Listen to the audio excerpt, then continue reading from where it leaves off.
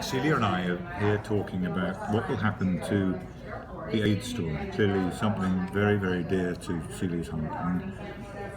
And the same thing will happen. Someone will take the story and weave it together into a screenplay, and that screenplay will be made. And the screenplay will have a protagonist, and it will have a storyline, and it will have 3 acts in classic Aristotelian terms. But what it will do is bring in every thread that has been out there, struggling, floundering, drowning, and bring it all together so that people will know. People will know. Future generations will know the truth.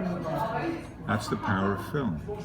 We were recently in, and every time, and I'm saying, the more they try to contain this, the more they try to prevent it happening, the greater the likelihood is that it will happen in a bigger way. And I say this because that's what we've experienced from being thrown out of Tribeca just down the road here, and then it exploding across the country, and then going to Italy recently. In Italy, Senator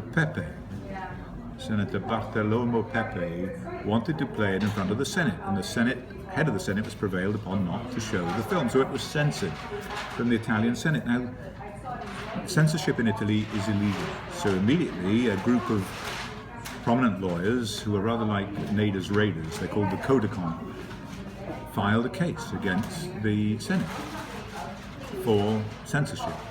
And when we got to Italy, the second day we were there was a press conference, and there were more journalists at that press conference than had seen the film throughout the entire United States of America over the lifetime of the film. And they were there, they watched the film, and then they asked their questions. And that came about, the media came about precisely because they censored it. Every time they tried to do it, we were censored in Rimini and San Marino and Rome, and then we ended up playing in just outside Rimini in a yoga studio. People were determined to see this film, and the media were there. Guys, when will you learn? When will you get through your thick skull? And so then the final thing is we were meant to have a press conference in the Senate when we returned to Rome at the end of the tour. And for the first time in Italian history, a senator, Senator Pepe, was banned, censored from his own Senate from holding a press conference. This is the first time. And I was going to tell a story now, and my daughter told me not to, and I was going to say that we came from the north of Italy back to Rome, and I said that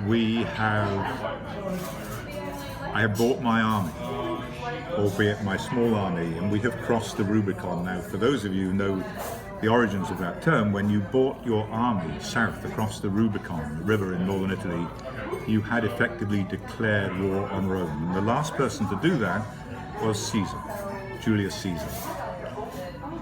And he went up against the Senate in Rome, brought his army to Rome, and he went up against the Senate. The ending for Julius Caesar on that occasion was not a happy one. Not a happy one.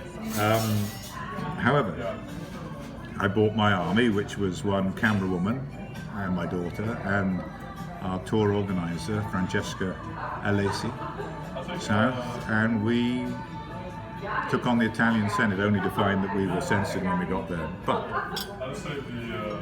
it got into the media, and VAXXED is something of a hit and a sensation in Italy. So there you go, guys. When will you ever learn?